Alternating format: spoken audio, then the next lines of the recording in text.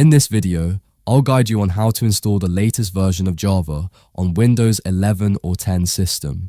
Many desktop applications, development tools, and games use Java, and to run those applications properly, you need to have Java installed on your system. So let's download Java and install it in system, open your browser, and search Java JDK on Google. Then open the first Java downloads page from the official Oracle Java Downloads website. Once the download page opens, scroll down a little and you'll see the latest version of Java available. In my case, it's JDK 26. We'll download the latest version. Next, click on the Windows tab, and under the Windows Download section, we will download x64 installer file. So click on the download link, and it will start downloading the Java installer file to your computer.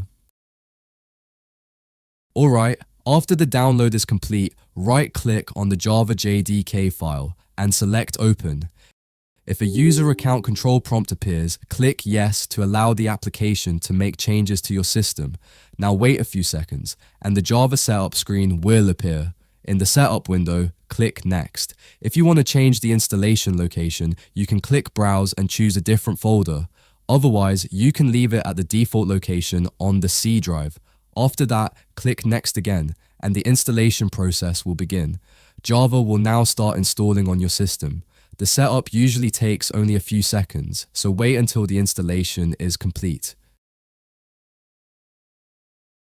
Alright, after the installation is complete, close the setup window.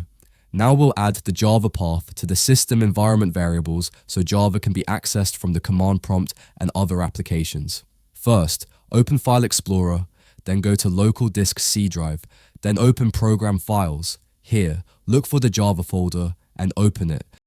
Then open the installed JDK folder, find the bin folder and double-click on it.